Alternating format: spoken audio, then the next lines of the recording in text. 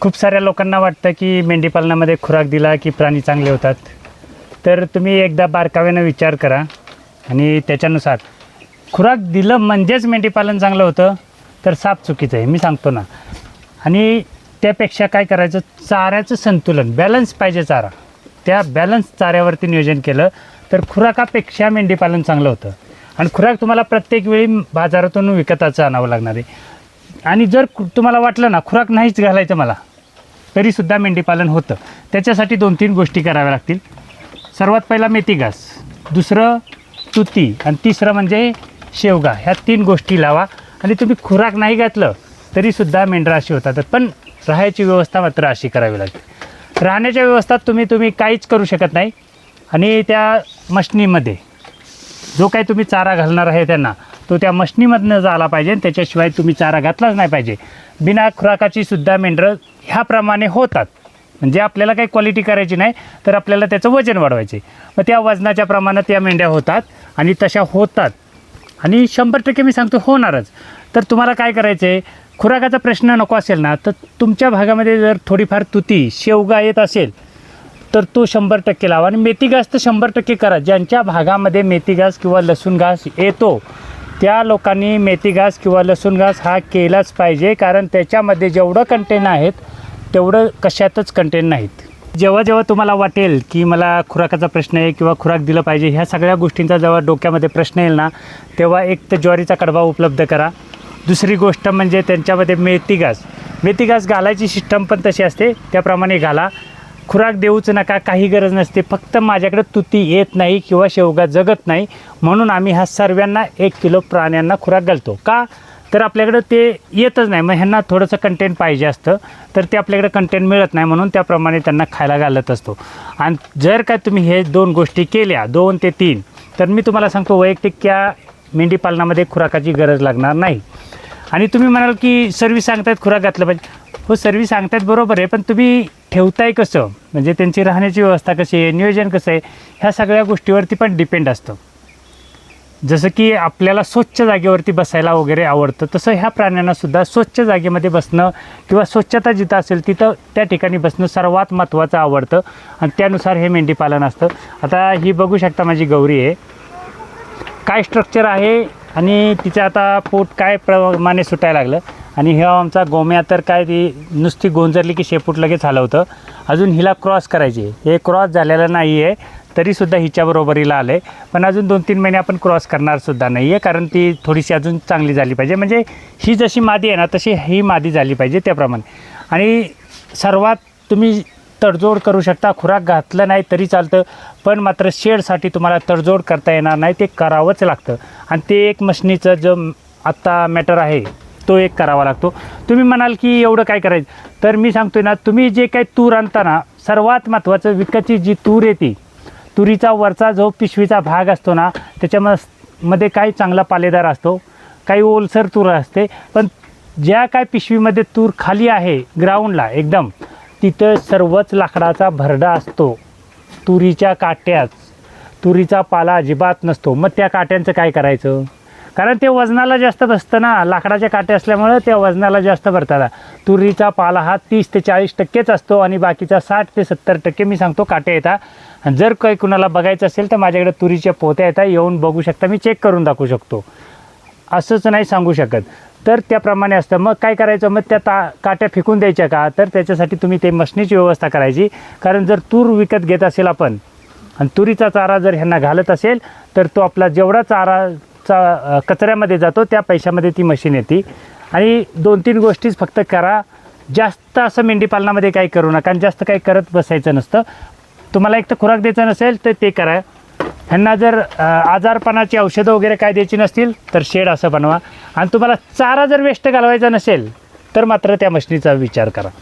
ह्या सगळ्या गोष्टी करा आणि त्याच्यानुसार मेंढीपालन करा. मी सांगतो ना, मेंढीपालन क्वालिटी तर नाहीच होणार आहे, पण हे वजनाला जे होईल ना ते तुमच्या क्वालिटीला फेल करेल. आम्ही क्वालिटी कधीच सांगत नाही, तर आम्ही वजन सांगतो.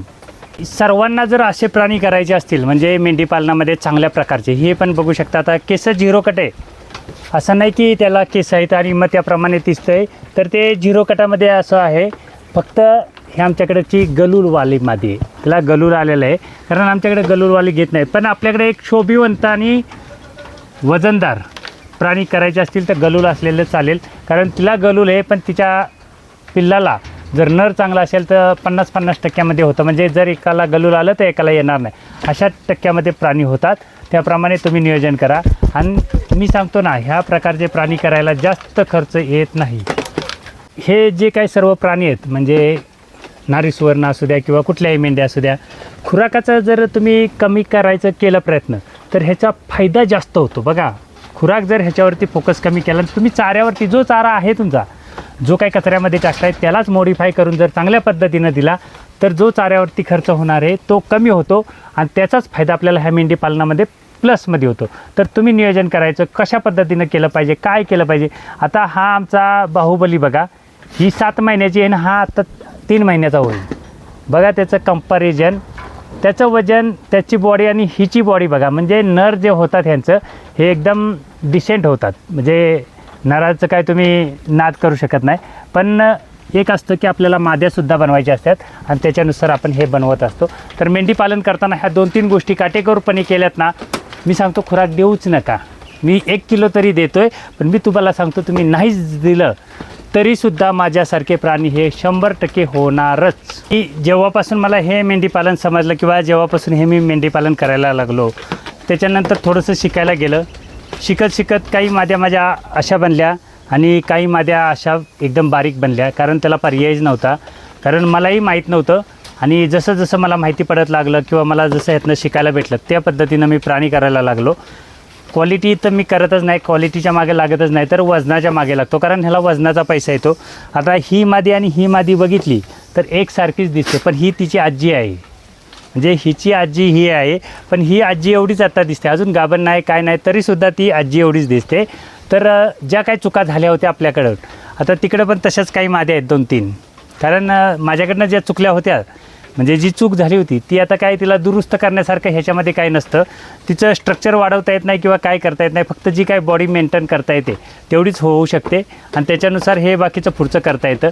मग ज्या चुका झाल्या होत्या त्या पुन्हा होऊ नये किंवा पुन्हा करता आल्या नाही पाहिजे आपल्याला, अशा पद्धतीनं आपण जे काय करतो आहे ते नियोजन चाललं आहे. आणि अशा छान प्रकारे हे मेंढीपालन होतं. खूप साऱ्या लोकांना वाटतं अवघड आहे सर्व, काय अजिबात अवघड नाही. फक्त चाऱ्याचं नियोजन संतुलन करा, खुराक नसल द्यायचं तर त्या सांगितल्या त्या 2-3 गोष्टी करा. आणि राहण्याची व्यवस्था मात्र तुम्हाला अशी करावी लागेल, त्याच्याकडं पर्यायच नाही. आणि राहण्याची जेव्हा व्यवस्था तुम्ही अशी कराल तेव्हा खुराक औषधांचा जो काही खर्च आहे तो कमी होईल आणि तुम्हाला जो काही पैसा येणार आहे तो जास्त प्रमाणात येईल. हे मला पण चांगलं माहीत झालेलं आहे. त्याच्यामुळं आणि करताना क्वालिटीच्या मागे लागायचं नाही, वजनाच्या मागे लागायचं. क्वालिटीला तुमच्या कोण विचारत नाही. जेव्हा बाजारात जातं तेव्हा क्वालिटी, ब्रीड वगैरे ह्या सगळ्या गोष्टी कोण बघत नाही, तर ह्याचं वजन किती भरतं आहे. आता हे शेपूट हलवत आहे, पण बाजारात जर गेलं ना तर असं पकडून बघतात की वजन किती आहे. तर त्याच्यानुसार क्वालिटी वगैरे कोण, ब्रीड वगैरे कोण बाजारात विचारत नाही, तर वजन विचारलं जातं. त्याच्यानुसार तुम्ही मेंढीपालन करा, अजिबात काय त्रास होणार नाही ह्याची गॅरंटी मी सांगू शकतो. ही अशा प्रकारे मेंढीपालनाची पावसाळ्याची तयारी चाललेली आहे. बघा, नुसतंच मेंढीपालन नाही, तर ही पावसाळ्याची बेनिफिट अशी तयारी. आणि ह्याच्यामध्ये तुम्ही चाऱ्यामध्ये बघू शकता. मॅडम काय काय हो त्या चाऱ्यात? कडबा आहे, तुरीचा भुसा आहे, गव्हाचा भुसा आहे, सर्व का मिक्स करून टाकले? सर्व मिक्स करून टाकलं. वेगवेगळं स्टोरेज करण्यापेक्षा मिक्स करून त्याचा बारीक भुसा करून हा स्टोर करून ठेवणे आणि हा पावसाळ्याला यूज करणे. मेंढरं खातात असा बारीक पावडर? आवडीने खातात. रवंत करतात? मग काय, आतड्यात तर अडकणार नाही ना त्यांच्या? काही प्रॉब्लेम येत नाही. थोडंसं हलकंसं भिजवायचं आहे भेल टाईपमध्ये, आतड्यात अटकत नाही, काही नाही. वजन वाढ खूप चांगली होते ह्याच्यामुळे. त्यामुळे प्रत्येकाने मेंढी पालनामध्ये असा ही थोडी ठेवणं गरजेचं आहे आणि असा बारीक चारा घालणं हा सगळ्यात महत्त्वाचा आहे. तुम्ही किती वर्षापासून घालताय आता? हा आता तसं तर आपलं मेंढीपालन 6 वर्ष झाले, पण आपण ही जी सुरुवात केलेली आहे हे भुसा वगैरे करायचं, आता हे 3 वर्ष झालेली आहेत. ओके. आणि 3 वर्षात काहीही प्रॉब्लेम आला नाहीये. आणि जसं सुका चारा आपण जास्त प्रमाणात वापरत चाललो आहे तसं आपल्याला एक चांगला रिझल्ट आलेला आहे की त्यांचं जे वजन वाढ आहे ते खूप छान प्रकारे होत आहे. ह्याचा वेस्टेज किती जातो? असं जर बारीक केला चारा तर ह्याचा शून्यात वेस्टेज आहे, काहीच वेस्टेज जात नाही. ह्याच्यामध्ये काय काय टाकायला लागतं? ह्याच्यामध्ये आता हा आपण पूर्ण मिक्स चारा केलेला आहे, जसं तुरीचा आहे, गव्हाचा, परत तुम्ही ह्याच्यामध्ये इतर काही म्हणजे समजा घेवड्याचा असेल, हरभरा असेल, हे सर्व कॉकटेल करून म्हणजे त्याच्यात भरडी सुकवत घालून आपण ते पूर्ण अशी पावडर करून मिक्स करून स्टोरेज करणे. ज्या वेळेला घालायचं आहे त्या वेळेला गुळाचं पाणी, थोडंसं मीठ आणि हे सर्व जे तुम्हाला खुराक वगैरे जे काही टाकायचं आहे त्या ह्याच्यामध्येच बारीक करायचं आहे भरडा, आणि ते सर्व ह्याच्यात मिक्स करायचं आहे आणि मिक्स करून द्यायचं आहे. आणि जो हिरवा चारा आहे थोडाफार तो पण मिक्स करायचा आणि TMR करून आपल्याला त्यांना चारा हा घालायचा आहे. मेंढीपालन चांगलं असतं? सगळ्यात भारी. काही लोक बोलतात खुराक घाला, तुम्ही म्हणता खुराक घाला नका. नाही, खुराकावर संभललं तर आपल्या खिशाला परवडत नाही. ओके.